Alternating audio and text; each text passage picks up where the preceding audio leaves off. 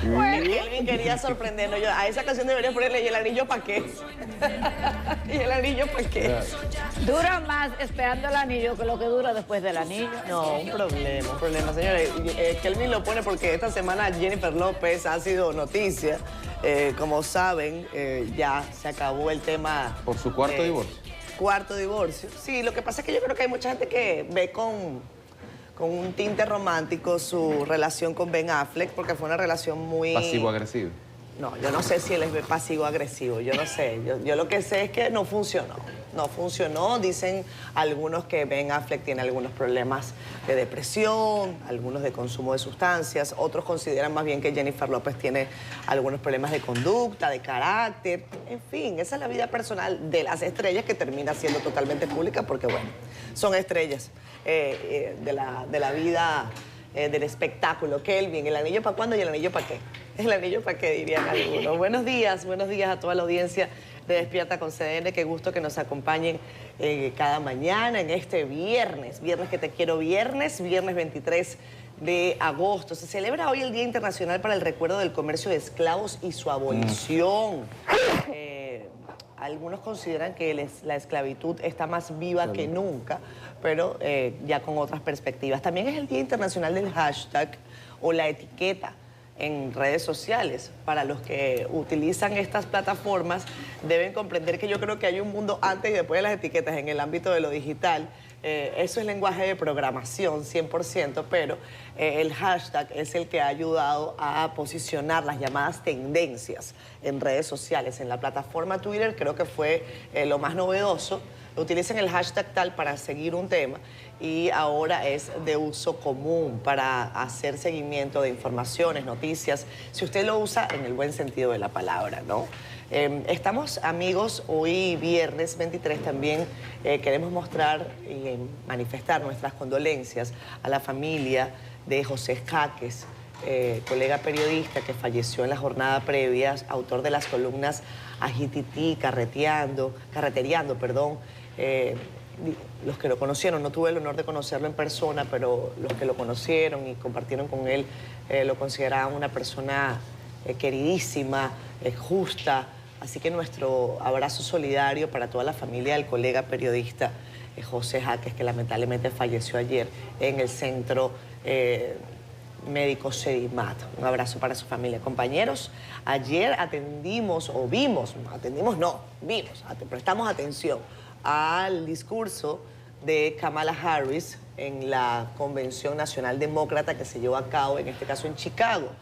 Van a ver ustedes más adelante lo que fue su mensaje.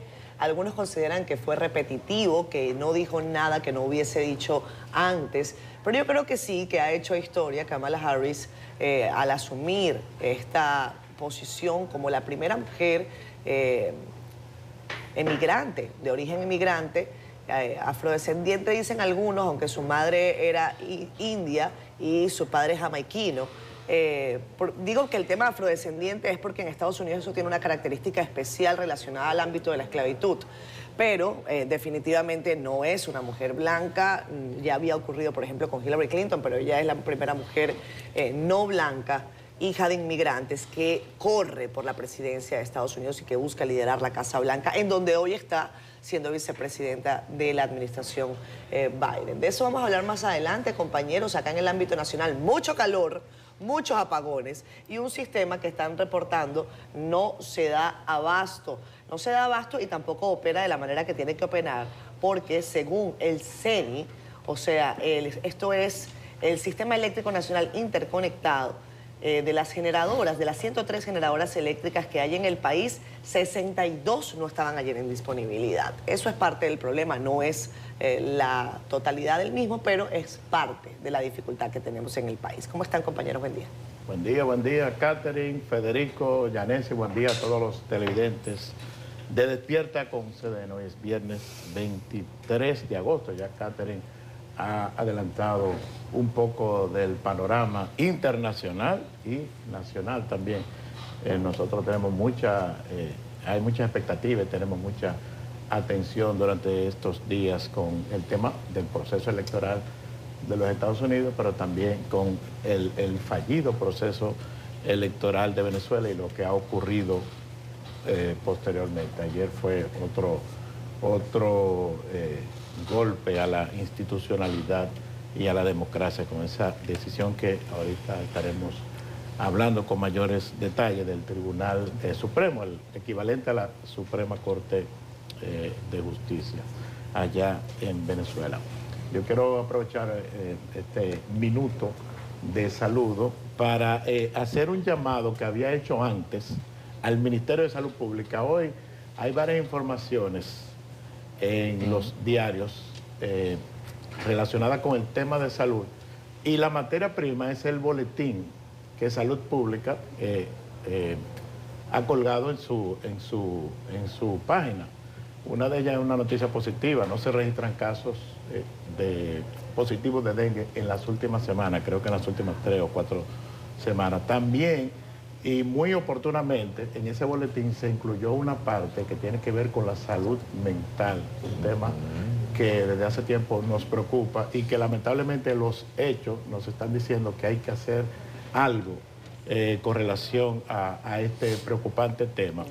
Entonces, también ese aspecto se toca en el boletín, pero yo he pedido antes, y lo voy a reiterar, y con esperanza de que mi llamado sea atendido ahora, que hay una nueva, no el ministro ya tiene unos meses, pero sí hay un nuevo director de comunicación, se llama Joan Leiva, no lo conocía, estuvo aquí recientemente visitando al director y yo no tuve chance de pedirle eso que le voy a pedir ahora a él, para que interceda a ver si se pueden reanudar los encuentros semanales.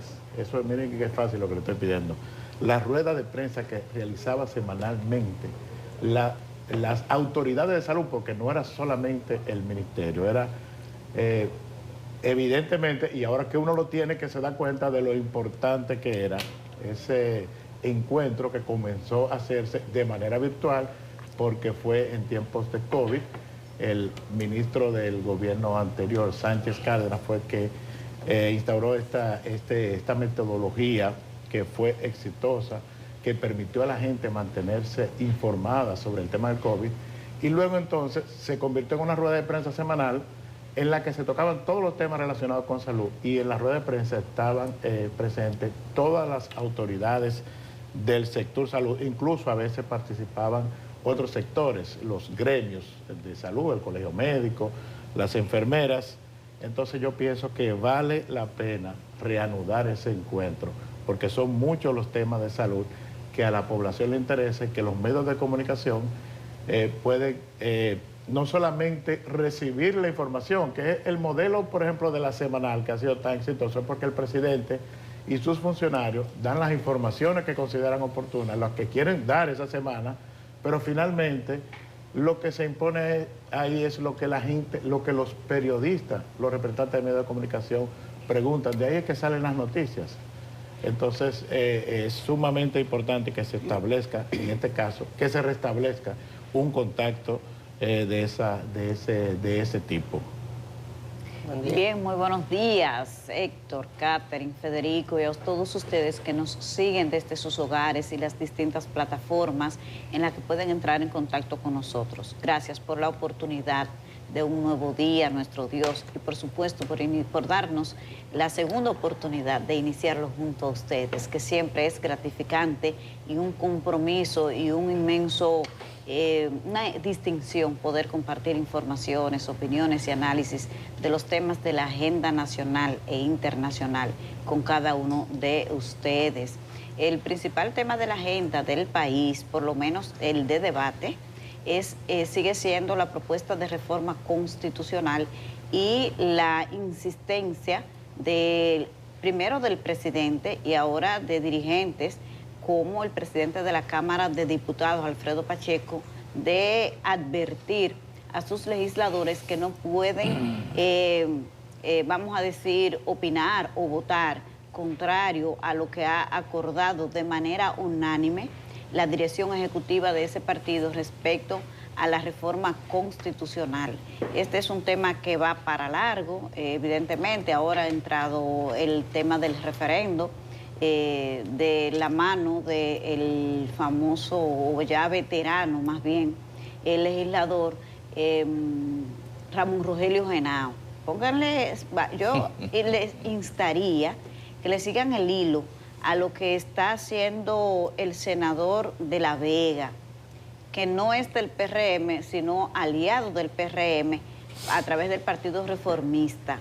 Pero hay unos rumores que es importante que la gente siga el hilo de lo que pueda estar planteando este legislador para que más adelante podamos concatenar las informaciones. Lo vamos a dejar hasta ahí, pero hay unos rumores muy fuertes al interno de los partidos políticos, incluido el PRM, con relación al vuelco que podría tomar ya la Asamblea Revisora si finalmente es convocada. Pero estas son muchas especulaciones que son, creo yo que válidas en lo que es el acontecer político de la República Dominicana, que ustedes ven que nuestros políticos nos tienen acostumbrados a decir una cosa, prometer una cosa, repetirla 1000 veces y finalmente terminan haciendo otra.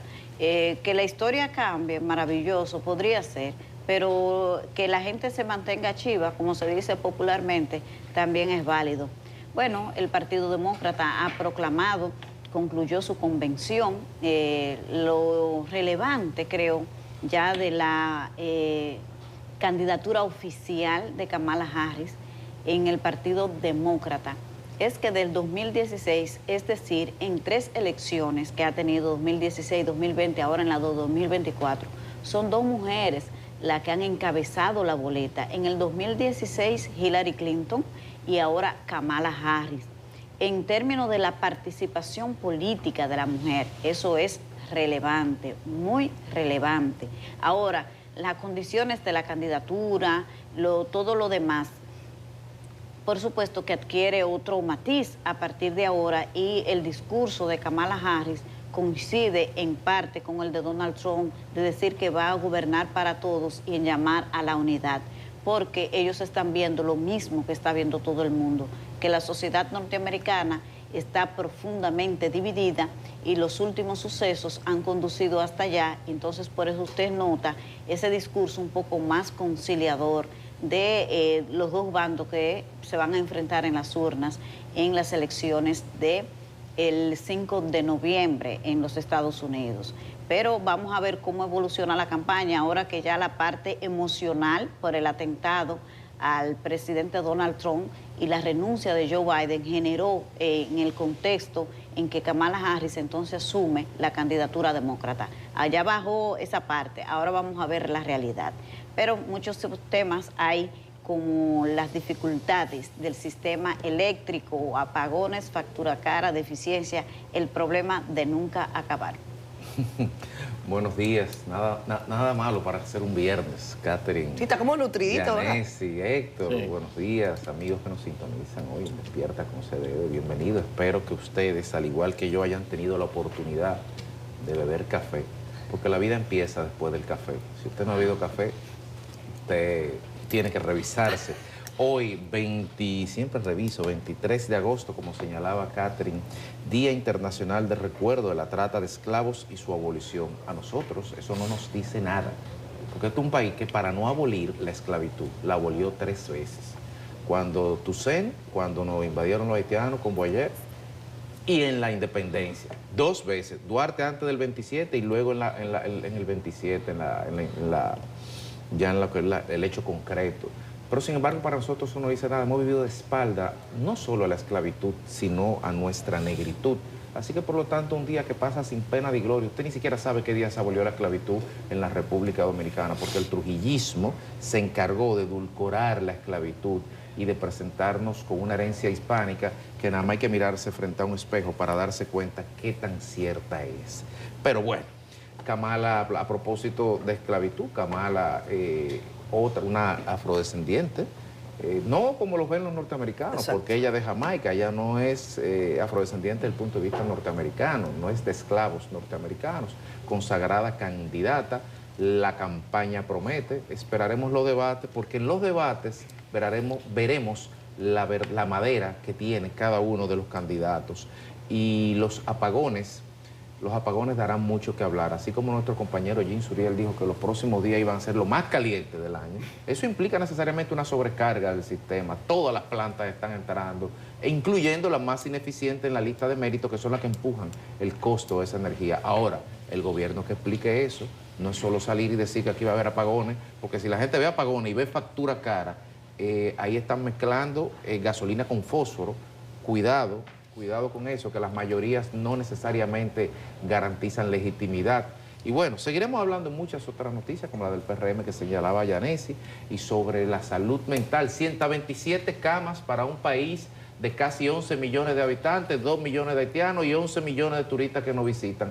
Calcule usted qué podemos hacer con 127 camas para 20 millones de personas que están aquí todo el tiempo en la República Dominicana. Sobre eso y muchos otros temas que están también consignados en el periódico El Caribe. Nos estará hablando ahora, leyendo las portadas, las principales informaciones, a nuestro compañero Francisco Medrano.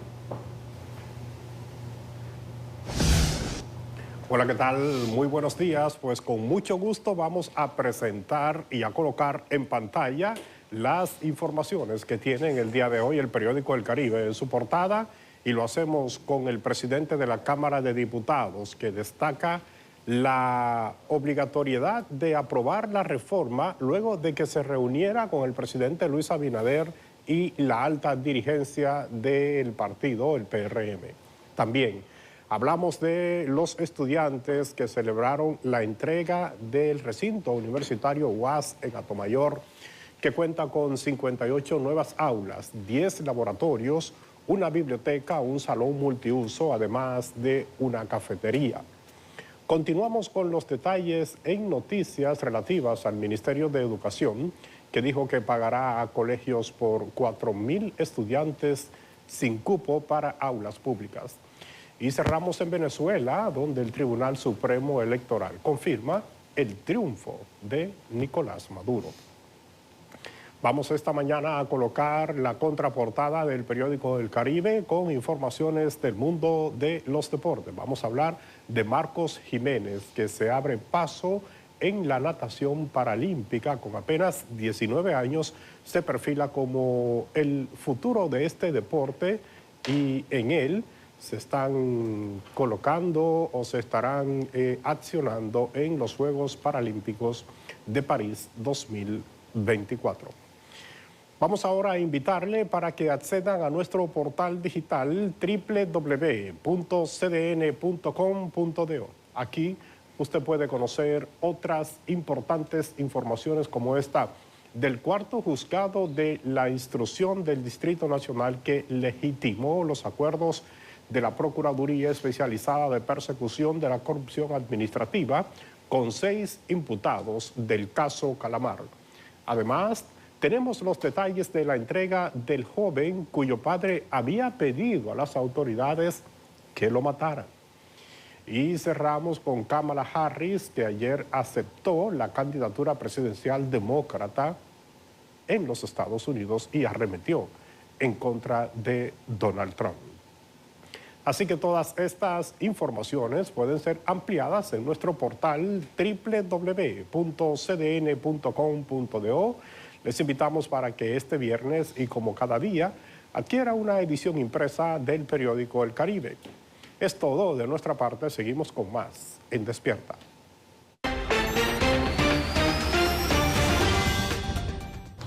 Vamos a ver cómo está el tiempo al cierre de una semana que se ha caracterizado por las altas temperaturas. Adelante, profesor Jean Suriel.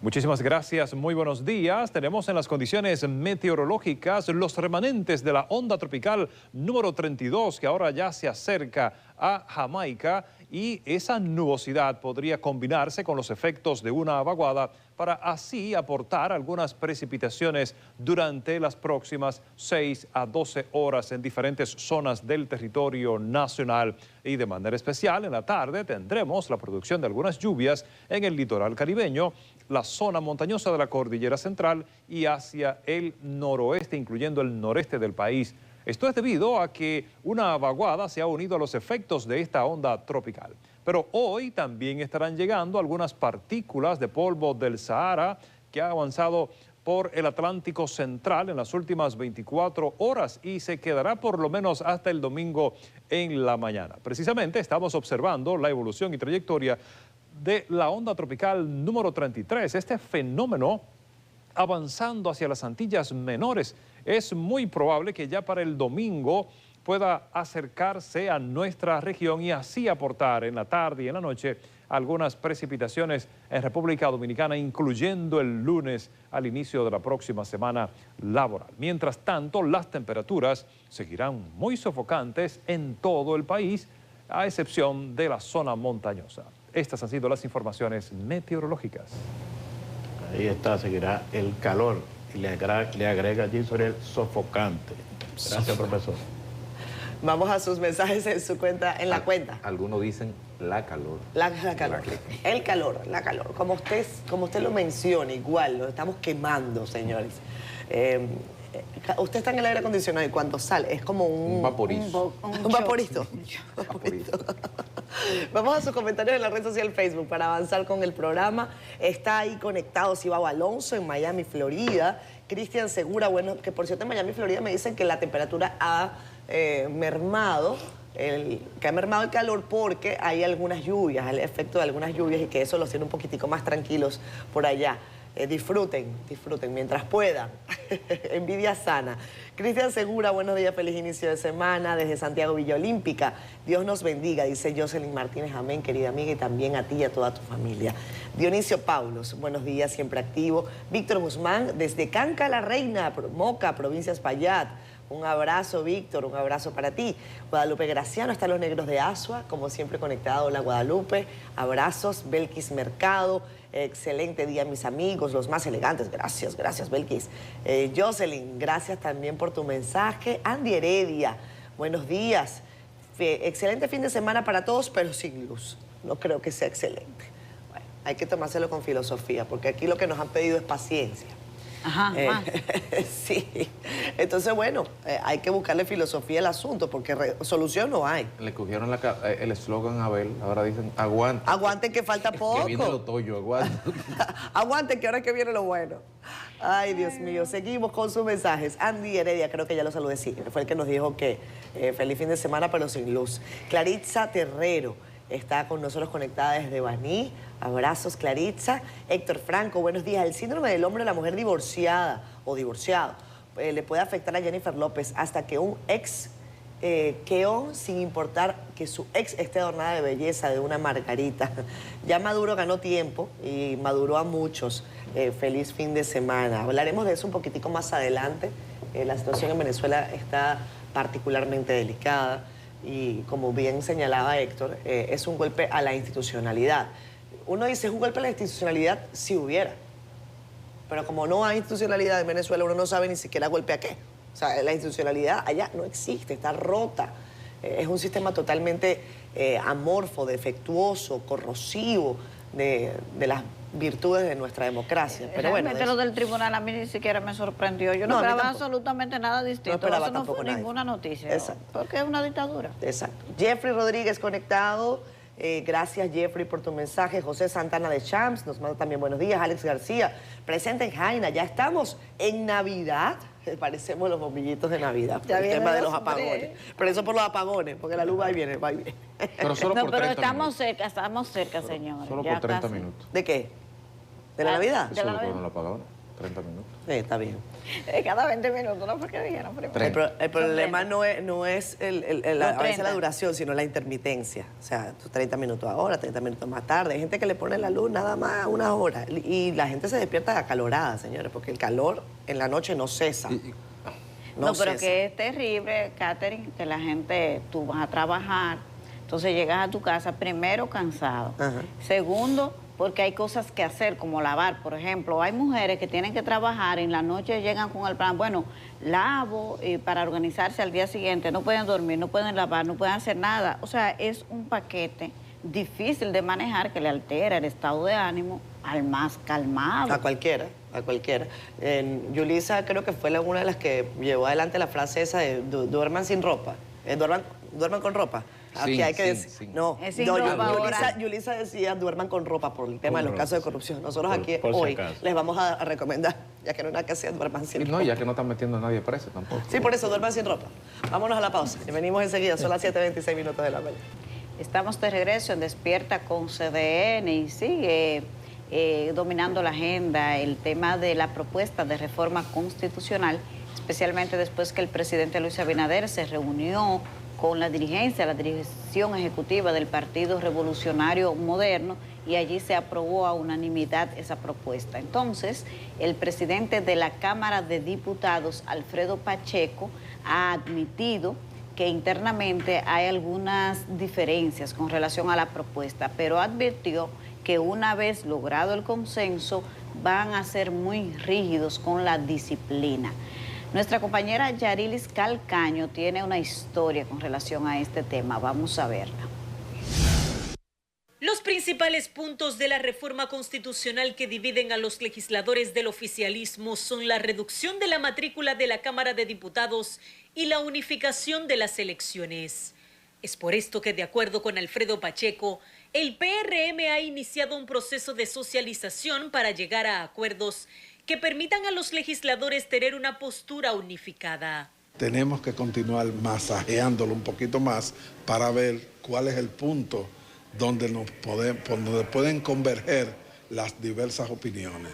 Lo que yo quiero dejar establecido de nuevo es que una vez el PRM logre el consenso entre sus fuerzas, nosotros vamos a ser rígidos con la disciplina partidaria. El congresista reveló que en su caso particular no está de acuerdo con que la figura del procurador sea inamovible por un periodo de solo 2 años y no descartó que el proyecto de modificación constitucional pueda ser objeto de modificaciones. En el Congreso nada es palabra de Dios, porque tiene que pasar por un tamiz, y gracias a Dios que muchos de ustedes ya son expertos y saben que se requieren de mayorías especiales y por lo tanto las cosas hay que consensuarlas. La postura de los legisladores de la Fuerza del Pueblo será votar en contra del proyecto, mientras que el PLD dice esperar que los PRMistas no impongan su mayoría aplastante. Nosotros estamos en desacuerdo y vamos a votar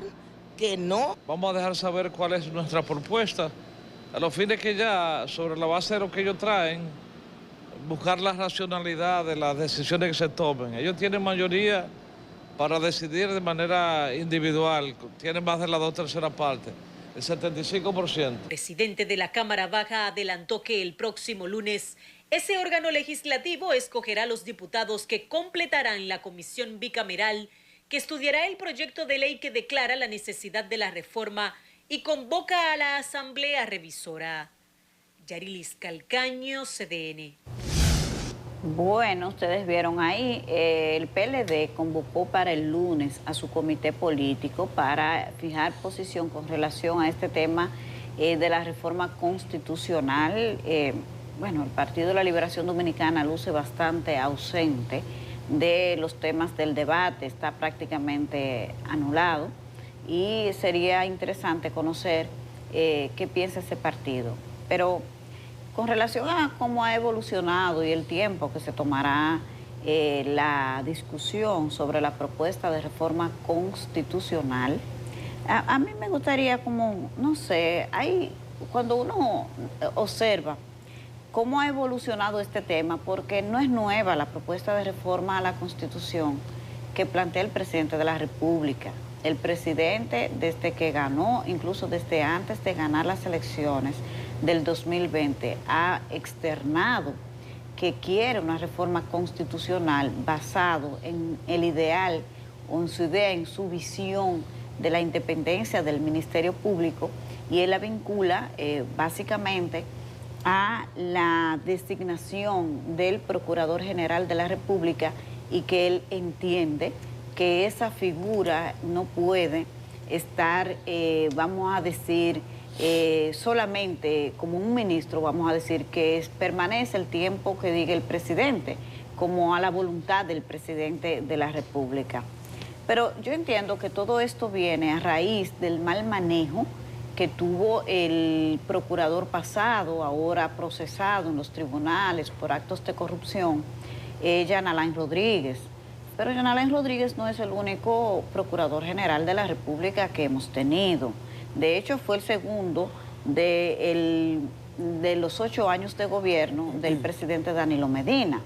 Antes hubo otros procuradores como Radamés Jiménez, Francisco Domínguez Brito, estuvo César Pina Toribio, que yo creo que perfección no se le puede pedir a nadie, pero las gestiones de estos funcionarios, independientemente de su vinculación política, también hay que tomarla en cuenta para saber si efectivamente la historia del Ministerio Público es la única, la que escribió el Jean Alain Rodríguez, o si hay algo más. Por ejemplo, la gestión de Radamés Jiménez, que dicho sea de paso, el pasado lunes el presidente lo cuestionó bastante por su militancia política, que él no niega, es el vicepresidente del Partido Fuerza del Pueblo, pero yo creo que la gestión de Radamés Jiménez está ahí, se puede evaluar esa también.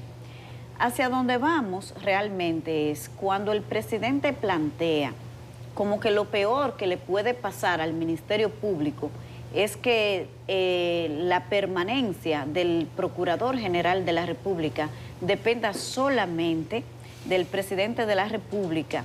Es como que estamos partiendo de que todos los presidentes que vamos a tener, vamos a elegir malos presidentes, no sé.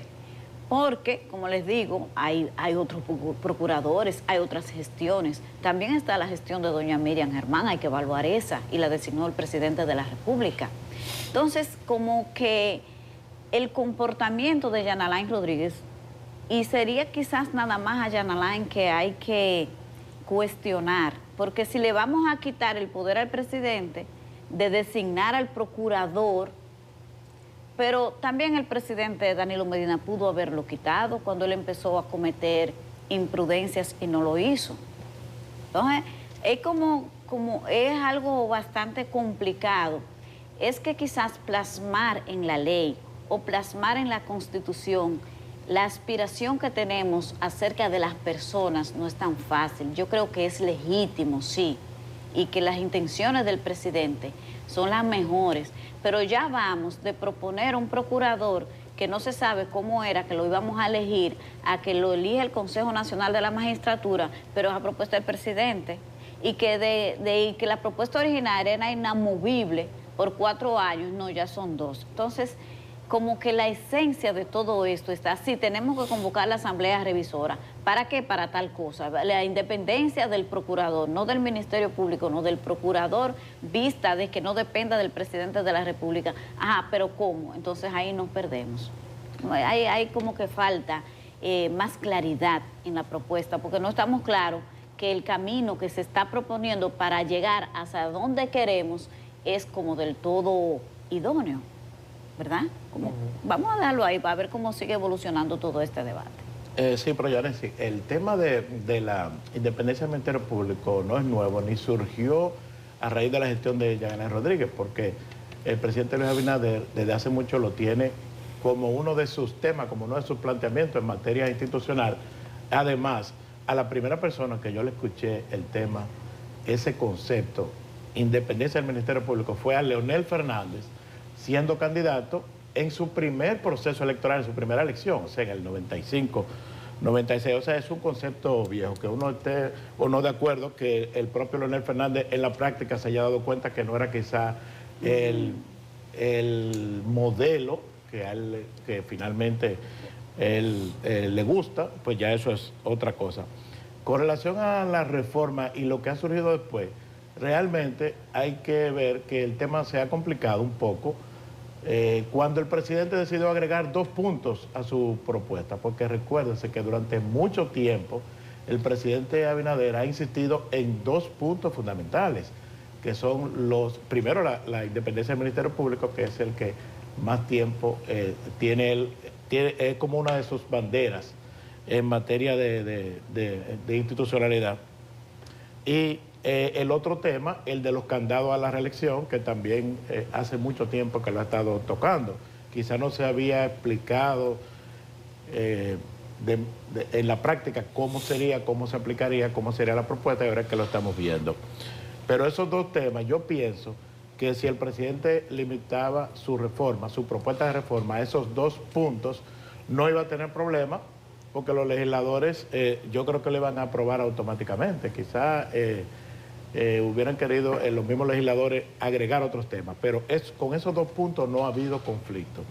¿Con qué es que ha habido diferencia? Sobre todo en los propios legisladores del PRM, del Partido Oficialista, con los dos puntos que se agregaron posteriormente, que son, y hay razones de peso realmente, para que haya oposición, para que haya objeciones, por lo menos observaciones. El tema de la reducción de la matrícula de la Cámara de Diputados, que eso es controversial, eso es polémico, y cuando tú se lo planteas a un diputado, no es que tú vas a esperar que tenga una reacción positiva. Y el tema de la unificación de las elecciones, eso también es polémico.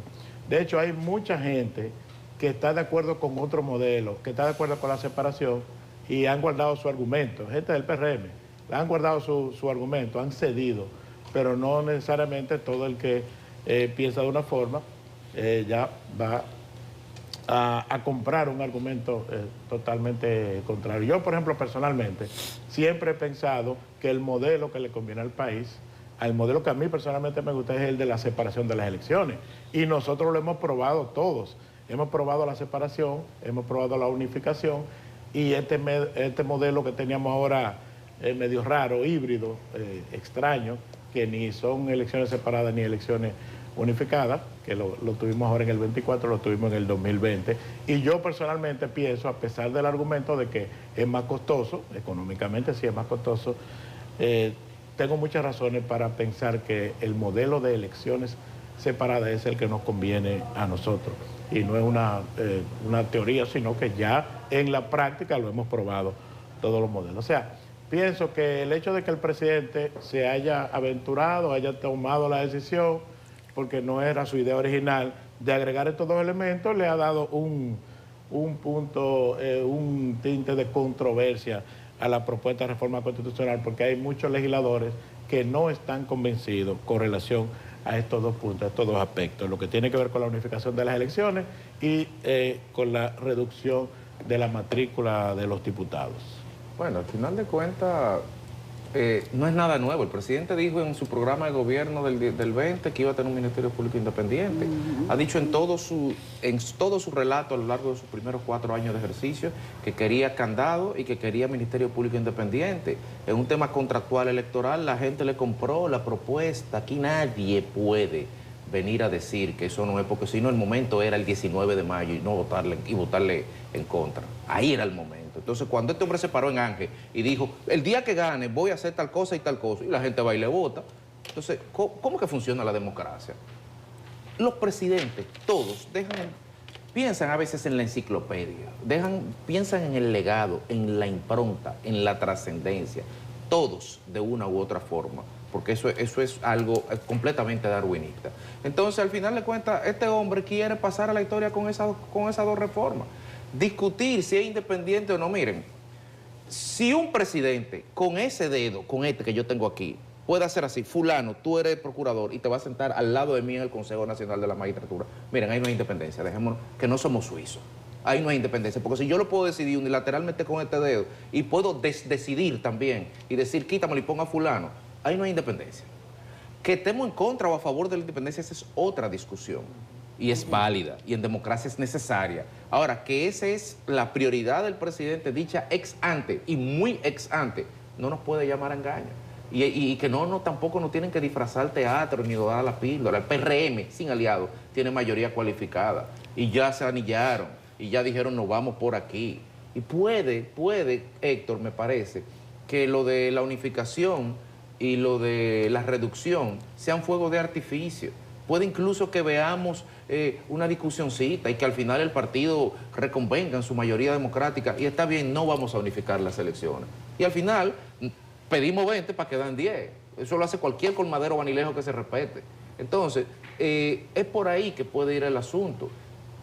sin desmedro. Además, hay temas de forma también. Claro. ¿Qué tanto, por ejemplo, una reducción, pero qué tanto reducimos? ¿Y bajo qué criterio? También. Yo creo que esto es algo demasiado serio. Estamos hablando de la representatividad, de la mayor conquista de la Revolución Francesa, como para que estemos dosificándola y evaluándola en función de cuánto nos cuesta una elección. Miren, en un país donde se gastan 10.000 millones, 9.000 millones de pesos en publicidad, aquí no tenemos que estar hablando de que cuánto nos cuesta un Senado. ¿Cuánto nos cuesta la Cámara de Diputados? 3.000, 4.000 millones. ¿Cuánto nos cuesta el Senado? 3.000, 4.000 millones. O sea, usted me está diciendo que el Congreso completo nos cuesta 8.000 millones y que vamos a discutir y que para ahorrarnos 3 pesos y la presidencia gasta 9.000 en publicidad y educación deja de ejecutar 4.000 los otros días y cualquier ministerio deja de ejecutar dinero. Entonces la discusión en serio de representatividad política, de la relación ciudadano-representante, que si se erosiona, se desploma el sistema, no vamos a banalizarla hablándola de dinero. Y para cerrar, Yanés, yo creo que ahí está libérrimamente nuestro muy querido amigo o caro amigo Ramón Rogelio Henao, que en defensa de los reformistas, a pesar de lo que han dicho todos los hijos de Bosch de todos sus partidos, han sido los únicos coherentes con el tema de la reelección. Así que cuando Henao se pare ahí y diga lo que va a decir, nadie puede llamarse a engaño, ni criticarse, ni regarse la vestidura. El único coherente va a ser él, porque ellos sí están claros en cuál es el modelo que quieren para este país y lo defienden a capa y espada. Así que no nos llamemos a engaño. Y el PRM tiene la mayoría para imponer lo que quiera, porque esta reforma no se está haciendo a un año de Luis Abinader entregar el gobierno, se está haciendo en 4 años comenzando, con el lapicero lleno de tinta para firmar todos los decretos que haya que firmar. Y eso funciona en la mentalidad de los asambleístas, indudablemente. Reivindicados por por la historia, los reformistas. Sí, claro, ellos han sido coherentes. Sobre el tema de la reforma constitucional, por cierto, varios abogados ya se han constituido en una iniciativa por el Estado Social Democrático de Derecho, así la llaman, desde donde se oponen a que este Congreso Nacional apruebe una cláusula pétrea que evite que las generaciones futuras puedan modificar la Constitución. Vamos a ver este reporte rápidamente de nuestro compañero Jonan González. Se requiere para una modificación constitucional. ¿No? La iniciativa por el Estado Social Democrático de Derecho entiende que las futuras generaciones deben tener el derecho de modificar la Constitución en función de su propia realidad, por lo que no respalda la inclusión de una cláusula pétrea en la Carta Magna. Nuestras futuras generaciones, en función de su propia realidad, tienen y deben tener el derecho de autodeterminarse y establecer sus propias reglas de elección acordes con el contexto social de su momento. Además, la organización observa que la reducción de la matrícula de los diputados no debe hacerse en detrimento de la voluntad popular o los principios democráticos. Encontramos que por cada diputado por lista o acumulación hay 36 diputados electos por voto directo. Sin embargo, en la propuesta que hoy se debate, esta relación varía drásticamente, estableciendo que por cada diputado por acumulación habrán 6 diputados por voto directo. Y esta proporción realmente nos preocupa. Los 18 juristas que se agrupan en la iniciativa se muestran de acuerdo con los nuevos requisitos para elegir al Procurador General de la República y su exclusión del Consejo Nacional de la Magistratura. Además, respaldan la unificación de las elecciones bajo el entendido de que la sociedad se percibe abrumada por las constantes pugnas políticas. Las opiniones fueron vertidas en el marco del lanzamiento del espacio de diálogo y reflexión apolítico denominado Iniciativa por el Estado Social Democrático de Derecho. Jonan González, CDN. Bueno, sobre el asunto de la reforma constitucional, yo tengo, compañeros, mi apreciación. A lo mejor no es desde el punto de vista discriminado, porque no hay tiempo ahora para yo decir qué pienso de esto, de aquello. Pero lo que yo honestamente creo es que el Poder Ejecutivo tiene 2 intenciones con el tema de la reforma constitucional. Uno, el tema de que el presidente no pueda reelegirse. Honestamente, yo creo que el presidente va a mantener su palabra en ese sentido. Y aparte, el tema del Ministerio Público. Las otras 2 modificaciones o los otros 2 objetivos, yo creo que son parte de yo vendo a 300 y te lo dejo a 150. O sea, es una negociación. O sea, ponemos 4 para que se queden 2. Yo creo que el tema de los diputados no va a pasar. Se ha puesto ahí porque es un tema sexy para tener a la gente hablando de esto durante el mes y medio que nos queda aproximadamente para que se apruebe esa pieza en el Congreso de los Diputados y en el Senado, o sea, en la Asamblea Nacional Revisora, porque tienen los votos. O sea, no hay forma. O sea, podemos aquí pasarnos y rasgarnos las vestiduras y lo que ustedes quieran y el partido oficialista va a decir, nosotros queremos consenso, pero a fin de cuentas vamos a bajar nuestra línea. Podrían hacerlo mañana, porque no va a cambiar en nada. Lo que yo creo que va a cambiar es que el tema de los diputados no va a ir y creo también que el asunto de la división de las elecciones, reunirlas en una sola, tampoco va a pasar. O sea, yo creo que la intención es poner 4 para que nos entretengamos aquí hablando de 4 cosas y al final se van a quedar 2, que son el espíritu de la reforma que el presidente Abinader y su equipo han dicho desde hace años. O sea, es que no creo que sea un as que estén sacando bajo la manga. Lo han dicho desde el inicio de la campaña electoral del 20. Yo creo incluso que se pudo haber hecho antes. Y pienso que tal vez lo han podido hacer antes, pero evidentemente había una elección que ganar. Y la política, el ABC de la política, decía, aguanta, pasa eso después. Yo, por ejemplo, también pensaba que la reforma fiscal la pudieron haber hecho antes. Porque la necesidad de hacer una reforma fiscal no es de estos 4 años, es desde hace mucho. Pero había una elección que ganar. Entonces, es como el temor, el temor, ¿no? El temor al tema del voto, que yo puedo comprender. Pero de que la necesidad, por ejemplo, de la reforma fiscal existe aquí en este país desde hace muchos años, existe. Ahora van a tener un costo político que pagar. La pregunta es quién va a pagar ese costo político. El partido, el liderazgo del presidente Abinader, en fin, ese costo político va a pesar.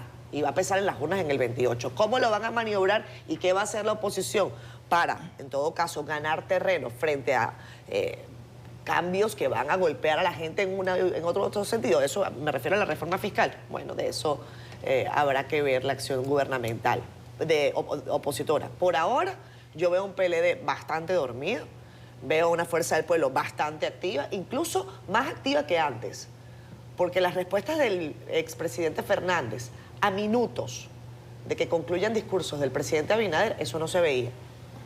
O sea, no está ese gap de tiempo que se daba el expresidente Fernández para responder con mesura, con tranquilidad. ¿No? Ahora responde de una vez. Tiene un tuit y después entonces horas después hace un discurso. Y si se le acusa sobre algo, esa misma noche responde.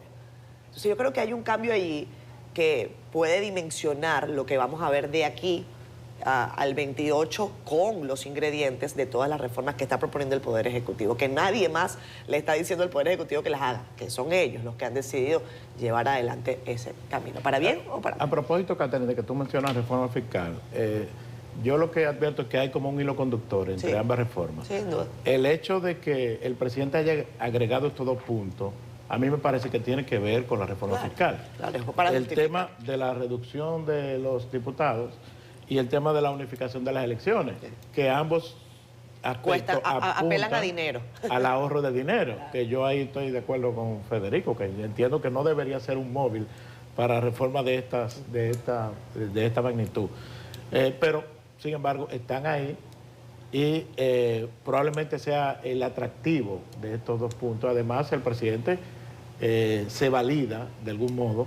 Entonces, si se aprueban estos aspectos, se iniciaría, que me imagino que va a ser la próxima, no se ha dicho así claramente, la próxima discusión debe ser la reforma fiscal, entonces se aprovecharía ese momento. O sea, ese es el sacrificio que va a hacer el gobierno. Me luce que, no que es sacrificio, pero me luce que es... No, ellos están hablando de más de 25 instituciones. Sí, hay que ver cuando venga todo. Esto no sería lo único, pero el ahorro sería el tema común en todo esto. El denominador. Pero no crear una institución de mina y energía nueva, como algo así. Una compañía. Una compañía, es una empresa Pero esa empresa necesita gente. Eso se paga solo. Es una empresa pública de exploración de tierras raras. Claro. ¿Para allá es que va Albuquerque? Yo no sé. Porque Catherine le pregunta a Federico, como si Federico que hace los decretos. No sé. Si yo hiciera los decretos, el primero que yo hiciera fuera el mío. ¿Verdad?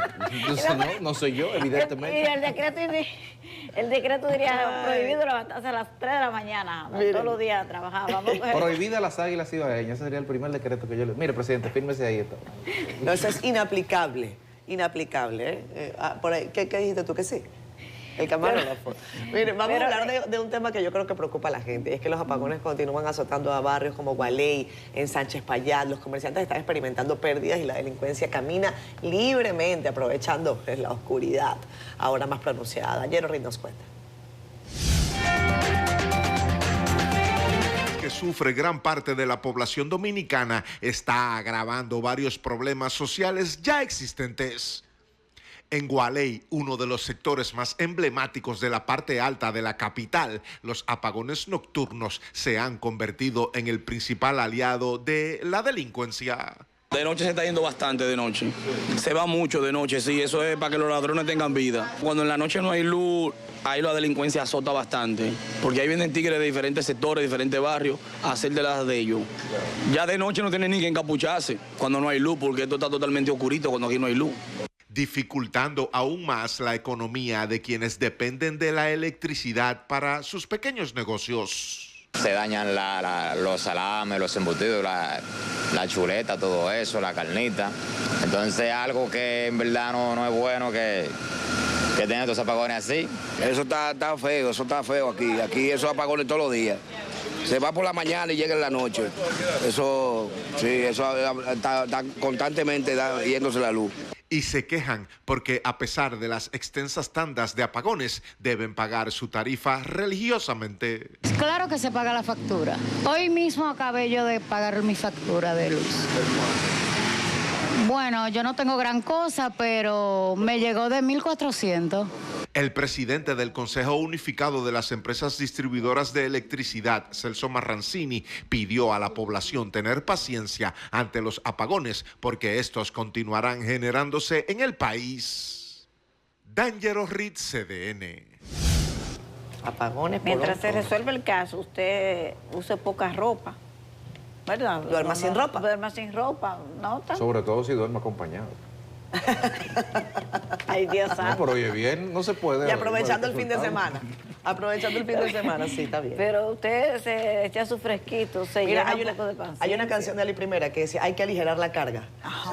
Hay que ayudarse, señores, porque si uno le da mucha mente a todo esto, que a usted le anuncian que esto va para largo y que son muchos, y usted pagando la factura más carita de lo normal. Entonces, nosotros tenemos cuánto tiempo hablando de calentamiento global, bueno, y calentamiento como su nombre lo indica, un calentamiento, esto va para largo, tenemos que acostumbrarnos y hasta cambiar la forma de pensar y de vestirnos. Y el protocolo incluso de este país, trujillita, que en medio del trópico usa saco y corbata, y Balaguer hasta sombrero hasta el otro día. Ay, sí, ¿cómo era que el doctor Balaguer siempre me llamó mucho la atención? Yo siempre pensaba en cómo sería la gota de sudor que iba bajando por su espalda. Tú sí, se imaginaba esa parte. Y yo decía, pero ¿cómo él se puede mantener tan...? El Trujillo de que no sudaba. No, Trujillo no sudaba. Él proyectaba, esa era parte del discurso, que él no sudaba. Bueno, hay gente que está Hay sudando. gente que no suda, yo no sudo. Si yo se puede confiar en gente que no suda y en gente que no come con sal. Ay, Dios mío. Mire, y de que no bebe, ¿no? Yo pensaba que te iba a agregar gente que no bebe, ¿no? Eso lo dicen también. Eso no hay ni que decirlo, eso está sobreentendido. Pues nada. Señora, hoy es viernes. Vámonos a la pausa. Vámonos a la pausa, ya ven. Una vez examinado el material recolectado, dicho informe determinó textualmente que, abro comillas, con base en los resultados obtenidos en el proceso de peritaje podemos concluir que los boletines emitidos por el Consejo Nacional Electoral respecto a la elección presidencial 2024 están respaldados por las actas de escrutinios emitidas por cada una de las máquinas de votación desplegadas en el proceso electoral. Y asimismo, estas actas mantienen plena coincidencia con los registros de las bases de datos de los centros nacionales de totalización. Cierro comilla. Quinto, esta sala declara con lugar el presente recurso contencioso electoral en base al peritaje realizado y verificado de manera irrestricta e inequívoca y con fundamento en el informe elaborado por los expertos electorales nacionales e internacionales altamente calificados e idóneos, quienes garantizaron el máximo nivel de excelencia técnico-jurídico.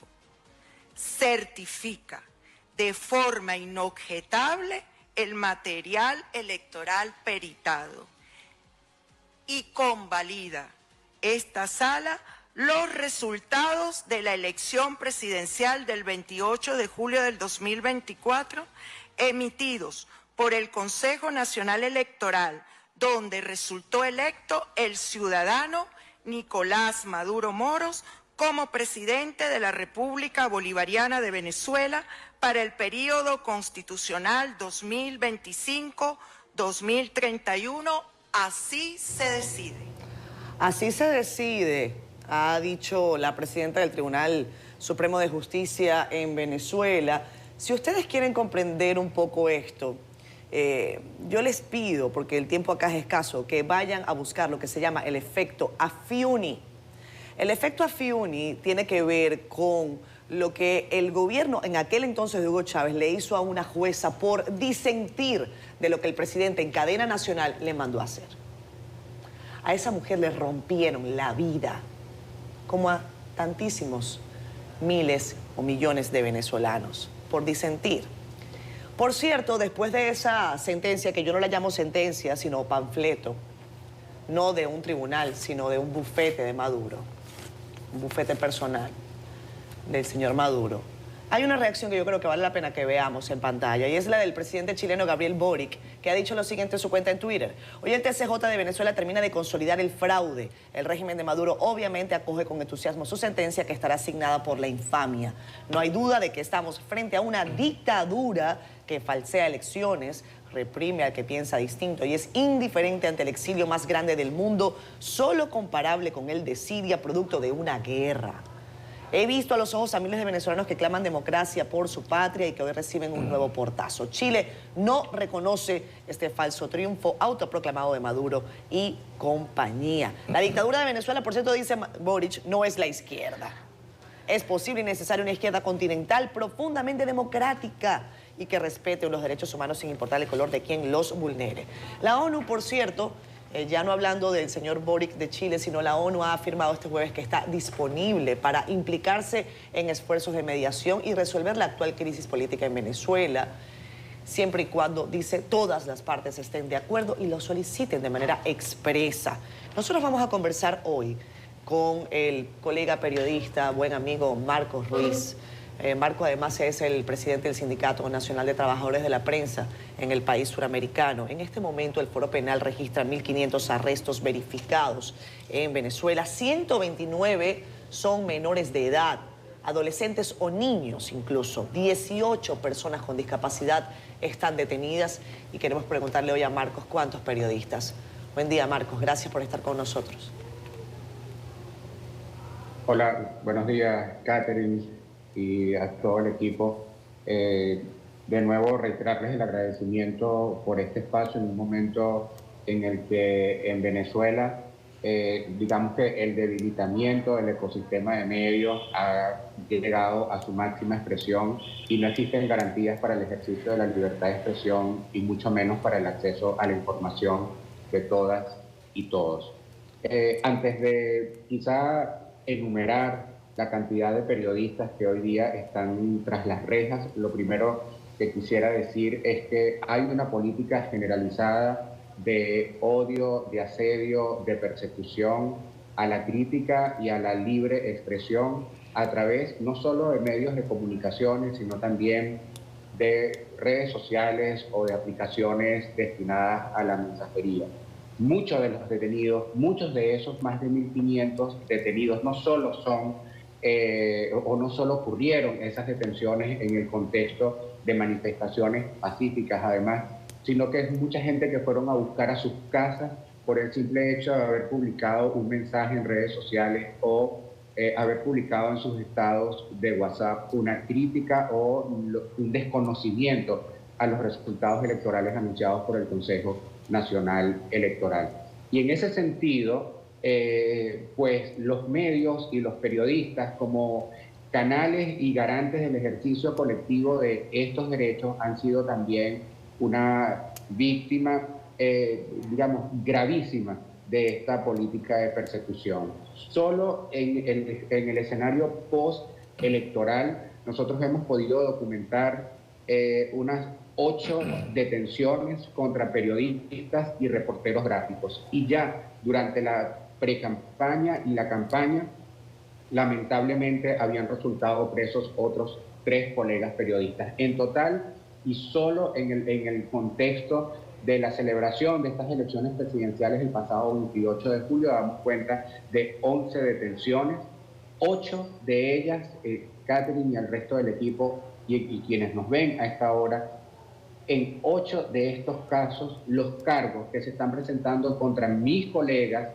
son cargos de terrorismo, de incitación al odio, de asociación para delinquir, pero, digamos, nos llama poderosamente la atención y así lo hemos denunciado, este uso abusivo de las leyes vinculadas al terrorismo para señalar a los periodistas que han sido detenidos en función del trabajo que hacen. Marco, independientemente, yo creo que a nadie ha podido sorprender el fallo del Tribunal de Venezuela, ¿verdad? Pero hay un tema de una mediación que se habría estado haciendo por parte de Brasil, Colombia, México. Me gustaría conocer tu perspectiva sobre cómo se vive la posibilidad de un acuerdo a lo interno de Venezuela. ¿Hay expectativas reales sobre esto? ¿Qué es lo que, si nos pudieras describir el ambiente con relación a una posible salida a la crisis que se vive?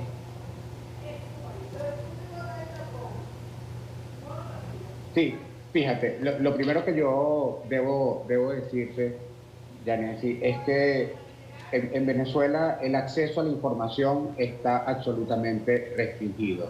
No es posible para los periodistas venezolanos poder conversar y tener acceso a datos, a información cierta en relación a lo que pueda estar ocurriendo más allá de las cámaras y más allá de los micrófonos en los que uno escucha en la mayoría de las veces reacciones destempladas por quienes en este momento deberían estar trabajando por la construcción de un verdadero acuerdo para que se logre la paz en el país, el cese de esta violación permanente a los derechos humanos y de este encarcelamiento masivo de personas que sencillamente, digamos, han estado ejerciendo su derecho a la protesta y a disentir. Y con esto lo que quiero expresar es que cualquier ejercicio que los venezolanos podamos hacer ahora mismo en relación a posibles escenarios de acuerdos y de construcción de negociaciones son mera especulación, ¿ok? Por una parte vemos una comunidad internacional muy interesada, pero al mismo tiempo como apuntando en sentidos muy distintos. Algunos hablan de la obligación que tiene el Consejo Nacional Electoral de publicar las actas con los resultados mesa a mesa, como por cierto, y que nadie se sorprenda, es un mandato de la Ley Orgánica de Procesos Electorales y ha sido la costumbre tras cada proceso electoral celebrado en nuestro país, algo que ahora mismo no se está haciendo, como lo dijo el panel de expertos de Naciones Unidas, que no se publiquen los resultados por centro de votación en una elección es inaceptable al momento que está viviendo el mundo y no es aceptable tampoco para las democracias. Otro grupo de países habla de la posibilidad de repetir el proceso electoral presidencial y otro grupo de presidentes hablan de construir un gobierno a partir de la concertación y en el que estén presentes las distintas expresiones políticas que habrían participado en la elección inmediatamente pasada. En ese sentido, uno, digamos, podría decir que no hay un único discurso, no hay una única exigencia, no hay un solo objetivo en función del cual se puede estar trabajando, sino que hay distintas posiciones y eso también hace quizás más difícil la construcción de una única estrategia en función de superar la crisis en Venezuela. Pero la verdad, más que conocer esos escenarios que han sido públicos, es muy difícil conocer realmente de qué se está hablando y qué está ocurriendo, y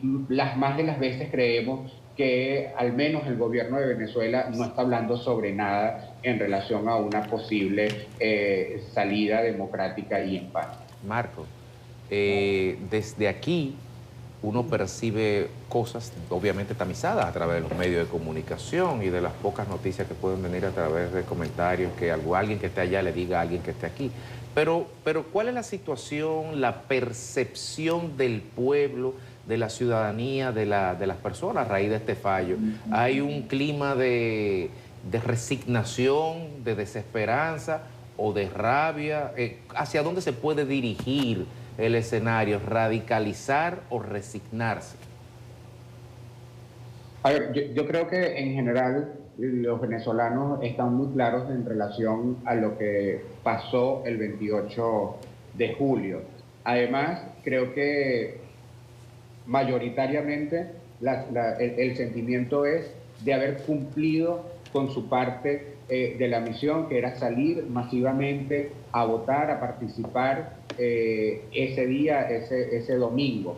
Y desde entonces hasta acá, más allá de los intentos materializados en esta violación sistemática de derechos humanos, en estas más de 1.500 detenciones ilegales, arbitrarias, donde no se ha garantizado el debido proceso para absolutamente ninguno de los detenidos, hay una convicción en que lo que pasó no es precisamente lo que anunció el Consejo Nacional Electoral. Y ninguna de estas acciones, digamos, tomadas por la fuerza, estas acciones de amedrentamiento, han logrado cambiar esa certeza y esa seguridad en los venezolanos.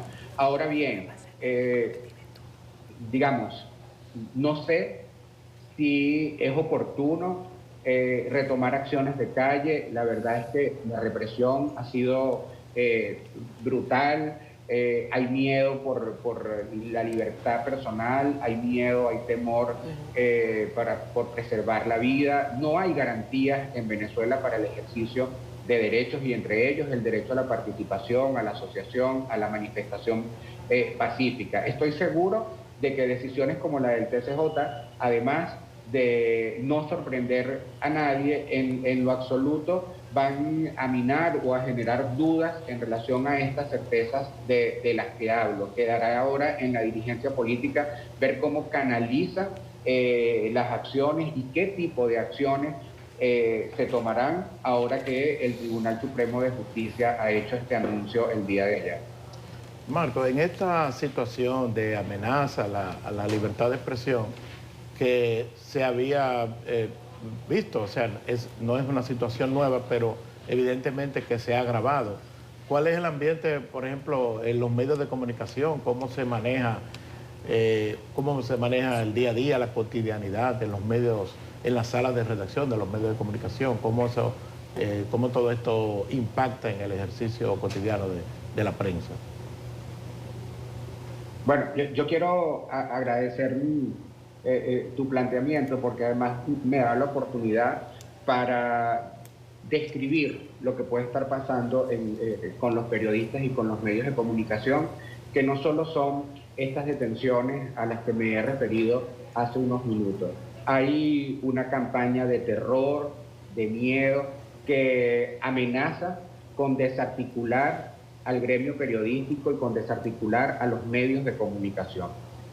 Al menos en el 80% de los estados de Venezuela, Venezuela tiene 23 estados más el distrito capital, es decir, más la ciudad de Caracas, y al menos en el 80% de los estados en nuestro país nosotros hemos documentado campañas con discursos de odio, campañas públicas en redes sociales, además en perfiles vinculados a trabajadores de la administración pública, cuerpos policiales o gobernaciones de estado, que incitan, a atentar contra periodistas y trabajadores de medios de comunicación. Nosotros hemos acompañado nos hemos visto en la necesidad de extraer en este contexto al menos a 3 colegas periodistas de quienes conocíamos una orden de aprehensión en su contra, pero otros tantísimos están refugiados, han tenido que moverse de la ciudad en la que viven.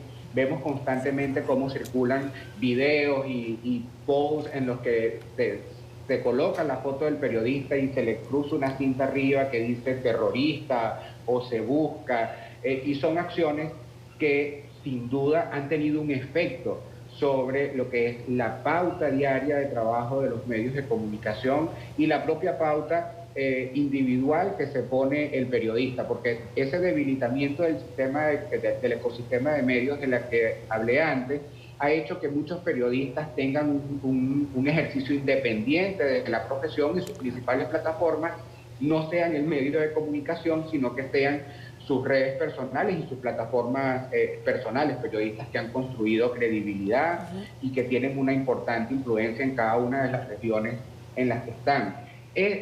Digamos, ese modo de hacer las cosas ha hecho que hoy día buena parte de los medios de comunicación en el país y de los periodistas que han asumido el resguardo como una práctica prudente frente a las amenazas, pues haya variado y no sean los medios nacionales donde están, digamos, dándose las discusiones que el país necesita ahora mismo. Hay mucho miedo, hay mucho temor. Hay un medio de comunicación, por ejemplo, en el estado Portuguesa, que por no poder garantizar la seguridad de su sede, pero sobre todo no poder garantizar la seguridad de sus trabajadores, decidió cerrar las puertas de manera momentánea. No hay garantías de seguridad para absolutamente nadie, y eso hace que los medios se estén replanteando entonces la cobertura que están haciendo, un hecho que es gravísimo. Cuando más información necesitamos los venezolanos, a propósito de la situación política y social. Se fue el audio. Sí.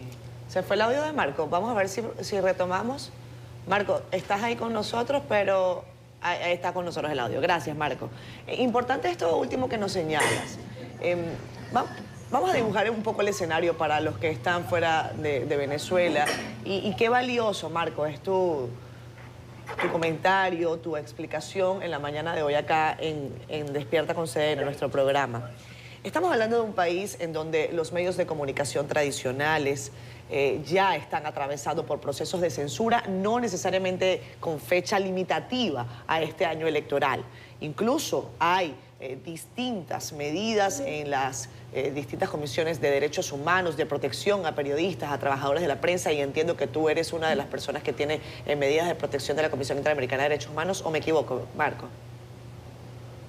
No, en lo particular... En particular no. Bien. ¿Me oyen? Sí, te escucho. Pero hay muchos periodistas con medidas de protección.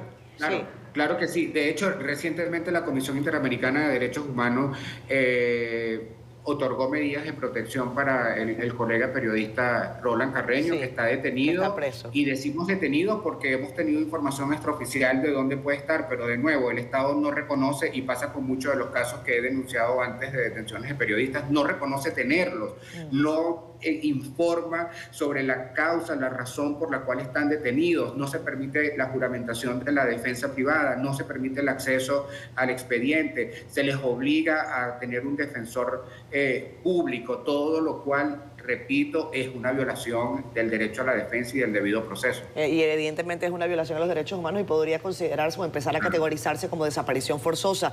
Marcos, Totalmente. La mayoría de las personas en Venezuela que no pueden ver en la televisión nacional lo que está pasando, que no pueden escuchar necesariamente en la radio lo que está pasando y que tampoco tienen la posibilidad, porque hay muchas páginas de internet que están bloqueadas, utilizan los llamados sistemas VPN para poder conectarse como si fuese desde un servidor en el extranjero y poder acceder a información con algún tipo de veracidad. Hay una situación que vale la pena que nos ayudes a referir. ¿Tiene el Sindicato Nacional de Trabajadores de la Prensa referencia y registro de cuántos periodistas les ha sido anulado su documento de identidad? Me refiero a pasaporte. En las últimas horas, en las últimas semanas, entiendo que esto también ha sido una práctica llevada adelante por la administración de Maduro.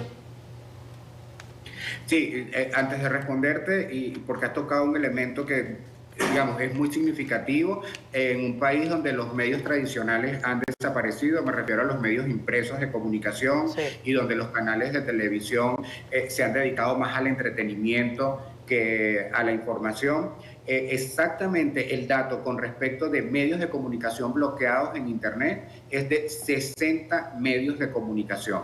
60 sitios informativos están bloqueados, y acceder a ellos en nuestro país solo es posible a través del uso de VPN, además en un país que no tiene cultura del uso de VPN y donde la plataforma tecnológica, los dispositivos móviles, digamos, no son los más actualizados por un tema de costo frente a lo que es el salario mínimo que devengan la mayoría de los trabajadores venezolanos. Hace referencia, Catherine, al tema de la violación también del derecho a la identidad de todas y todos los venezolanos.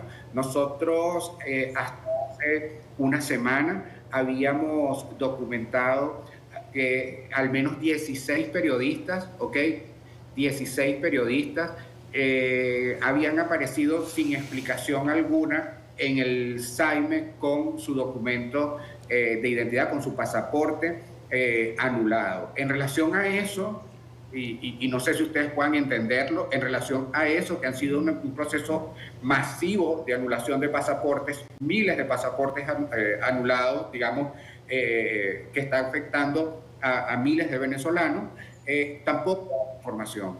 El director del SAIME no ha dicho qué pueda estar ocurriendo, si es un tema del sistema, si es un proceso de anulación, digamos, dirigido puntualmente contra unas personas. Lo cierto es que entre periodistas es la oportunidad en que hemos encontrado una incidencia la más alta que hemos conocido hasta ahora en relación a la anulación de pasaportes. En el pasado habíamos tenido que documentar casos muy puntuales. Uno lograba encontrar una relación entre el ejercicio profesional de esa periodista al que le era anulado su pasaporte, y con esto me refiero a un periodista crítico, disidente, con una gran influencia que genera opinión, y ya habíamos tenido que ver cómo en castigo por esas posiciones su documento de identidad le era anulado. Pero en esta oportunidad, repito,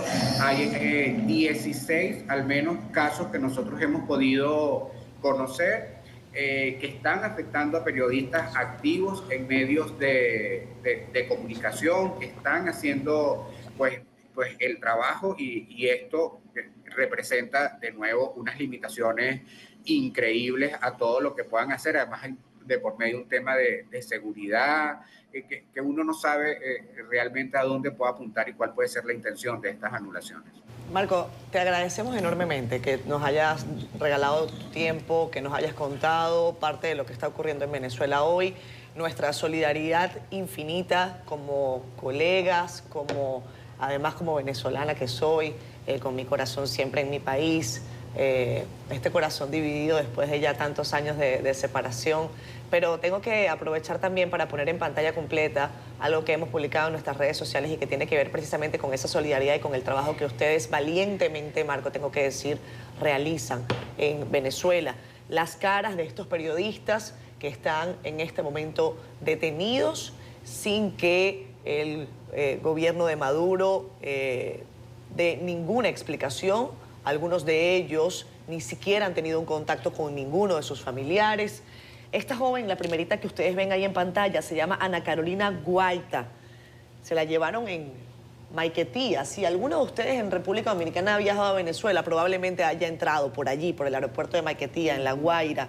Fue detenida el 20 de agosto. Sus familiares no han sabido absolutamente nada de ella durante 3 días. Se dice, Marco, y tú me vas a confirmar, que sus padres tienen algún tipo de rol de activismo político y lo que han hecho es llevarse a la presa hasta que sus padres aparezcan. Entonces es una suerte de canje, ¿no? O sea, estamos hablando de que las personas son eso para el régimen de Maduro, fichas de canje. La humanidad escasea y eso suele ocurrir con los regímenes autoritarios. Y voy a invitar a la audiencia... Una práctica completamente fascista, esa de utilizar a las personas como método de canje. Exacto. En efecto, como dices, está desaparecida. Ayer hubo información extraoficial de que estaba en un centro de detención en el mismo estado de La Guaira, en la localidad de Caraballeda. Nosotros no pudimos, digamos, confirmarlo, y no porque no hiciéramos esfuerzos, estuvimos allí. Algo que quiero comentarles rápidamente, sé que queda poco tiempo, están muy solos los presos, no solo porque pasan por una etapa y por un momento de desaparición, en los que nadie reconoce tenerlos y en los que no hay información sobre dónde están, pero también, y esto lo digo con el corazón partido, están muy solos porque los organismos de seguridad del Estado han digamos, instaurado el terror también en familiares y en grupos de abogados que puedan estar dispuestos a ejercer la defensa. Cuando el primer día de detención nos dirigimos a preguntar por Ana Carolina en una sede del SEBIN, allí en Maiquetía, en La Guaira, fuimos advertidos de que no debíamos estar allí porque ellos tenían la orden, la instrucción de tomar nota de quiénes iban a preguntar por esos detenidos. Y los fines, aunque desconocidos, uno pudiese presumir cuáles son en un ambiente y en un escenario como en el que estamos viviendo. Marco, por favor, gracias. Cuídate mucho. Te agradecemos enormemente que nos hayas hablado esta mañana. Nuestra solidaridad siempre. Ojalá que CDN no esté bloqueado para los venezolanos y puedan ver esta entrevista. Un abrazo. Vámonos a pausa. Buenos días, mis queridos amigos, y bienvenidos nueva vez acá a Tecnotips. Sé que cada vez que me ven aquí ustedes se ponen súper felices porque les recuerdo que hoy es viernes y según Gerald y el corito por aquí, no quieren beber agua porque los viernes no se toma agua, ¿verdad, Gerald? No debe de ser así, tomen mucha agua porque según Jean Suriel dijo que hasta el 15 de octubre va a haber un calor insoportable. Bien, el día de hoy vamos a hablar de un tema porque ayer estuvimos en un evento de Samsung, una graduación en conjunto con el Instituto Tecnológico de las Américas y era del Samsung Innovation Campus. Eso es un proyecto educativo en el cual los jóvenes se capacitan en distintas ramas de la tecnología y vimos un proyecto, ya era una solución, no era solamente un proyecto, de unos jóvenes, Max, Junior y otro jovencito, que presentaron una solución para poder detectar correos de phishing. Y señores, los ataques de correo de phishing en la República Dominicana están a la orden del día. A cada rato en nuestras plataformas encontramos correos maliciosos que pretenden aparentar ser una cosa cuando en realidad no lo son. Y el tema de hoy es ese, phishing por email, peligros y protección. Vamos a hablar de qué es el phishing por email. Bueno, es una forma de estafa en la que los delincuentes intentan obtener información personal a través de los correos electrónicos. Usted recibe un correo electrónico que supuestamente es de una institución o de una persona, pero en realidad no es, sino que se están haciendo pasar por eso para obtener un beneficio. Y generalmente estos correos parecen legítimos y buscan engañar ¿a quién? A nosotros, los receptores de estos correos. Estamos utilizando un ejemplo de un correo del Banco Popular que supuestamente fue el Banco Popular que lo envió a mí, por ejemplo.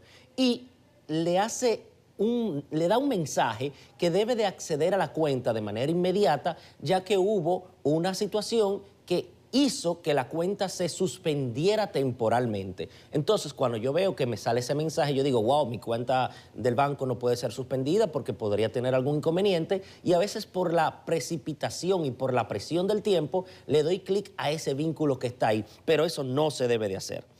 ¿Cuáles son los peligros del phishing por email? Bueno, en el año 2014 nosotros desarrollamos esa plantilla que se ve ahí, porque el phishing no es de ahora, señores. El phishing es el robo, la suplantación de identidad. Y primero, uno de los peligros principales que es ese robo de identidad que vemos ahí. Otro de los peligros es el acceso no autorizado a cuentas bancarias o tarjetas de crédito. Vemos que la mayoría de phishing a través de los correos electrónicos es para hacerse pasar por instituciones bancarias o instituciones de crédito. porque la mayoría de personas cuando ven que hay algún inconveniente con tarjeta de crédito, cuentas bancarias, por la presión de que no sean sustraídos sus fondos, muchas veces que se ahorra de una manera forzosa, porque muchos de nosotros no tenemos esa costumbre de estar ahorrando, inmediatamente accedemos a esas pretensiones que están en esos correos electrónicos. También se utiliza para la propagación del malware o software malicioso. Vamos a recordar el caso de la Dirección General de Migración, que fueron encriptados todas esas informaciones que tenían en los servidores, porque a través de un correo electrónico que se recibió, se descargó un software malicioso, un malware, que encriptó todas esas informaciones y estaban pidiendo un rescate para poder liberarla. También se pueden dar la pérdida de datos sensibles a través de este tipo de delito. ¿Por qué digo esto? Porque muchas veces nosotros recibimos un correo electrónico y dentro de ese correo electrónico hay un archivo adjunto. Y a veces nosotros lo descargamos para ver lo que es y cuando ejecutamos ese archivo, puede ser un documento de Word, puede ser cualquier otro tipo de archivo, hasta un PDF, ¿qué sucede? Se está maquillando, enmascarando, cuando en realidad es un virus. Y los virus o los software maliciosos pueden dañar archivos en específico o hasta completamente nuestro dispositivo. Otro de las informaciones que se pueden sustraer están acá. Lo primero son datos personales. Señores, recuerden que cuando las plataformas dicen que son gratuitas o hay plataformas que nos dan ciertos beneficios, nosotros somos el producto, nosotros somos la moneda de cambio a través de este medio digital. Lo principal son los datos personales, nombres, direcciones y fechas que están en las bases de datos. Recuerden que el mejor recurso para estos delincuentes, para obtener un beneficio, es buscar informaciones sensibles y esas son las principales. Otras, credenciales de acceso, dígase, contraseñas o nombre de usuarios. Se han dado situaciones de que han clonado páginas completas de banco, la han hecho idénticas al original, pero las suben en servidores con dominios distintos. Y cuando uno recibe un correo malicioso que le da clic a un hipervínculo que está en ese correo, ojo, nunca debe de darle clic a un hipervínculo que usted reciba en su correo electrónico, sino que debe de acceder a la página oficial. Cuando uno le da clic, esa página se cargaba y nosotros ponemos el usuario y la contraseña y automáticamente le llega a ese grupo de ciberdelincuentes o esa persona con interés de dañar. También información financiera, dígase, números de tarjeta de crédito, cuentas bancarias, entre otras cosas. Hubo una situación de un banco en la República Dominicana que le clonaron la plataforma web completa y cuando las personas intentaban acceder, le daban el nombre de usuario y la contraseña y posteriormente le solicitaba sincronizar la tarjeta de códigos. Oigan eso, sincronizar la tarjeta de código para actualizar la información. Nunca, pero nunca haga eso en los medios electrónicos. ¿Y quiénes hacen esto? Bueno, los ciberdelincuentes, personas con interés de obtener un beneficio económico, personas con interés de crear un daño y personas que simplemente están jugando. Nosotros como docentes se nos han presentado situaciones de jóvenes que nos solicitan consejos para ver cómo se pueden hackear ciertas plataformas, ¿verdad? Entonces, ¿cómo usted puede detectar este tipo de correo? Bueno, lo primero es que no coincide con la fuente oficial. El remitente no tiene el dominio, dígase, @Banco Popular, @CDN, debe de ser eso. Los enlaces maliciosos se anexan. Ninguna institución le va a pedir que haga clic en ningún correo electrónico, ningún enlace que vaya en un correo electrónico. Revise la ortografía y la gramática. Muchas veces están mal escritos o no tiene sentido. Y también son dirigidos de manera abierta. No dicen atención Juan Medina, no. Dicen atención querido usuario. De igual manera, hay urgencia en el mensaje o amenaza de cualquier inconveniente. Eso es para que nos desesperemos y demos clic a esos hipervínculos. Los archivos adjuntos. Señores, ninguna institución le va a enviar archivos adjuntos, al menos que sean estados de cuenta. Bien, debe de verificar siempre el remitente. Si tiene alguna pregunta o alguna recomendación, recuerden siempre seguirnos en las redes sociales, Juan Medina RD y CDN 37, que estaremos prestos para servirles. Entonces, señores, por mi parte, esto ha sido todo por hoy. Adelante, equipo.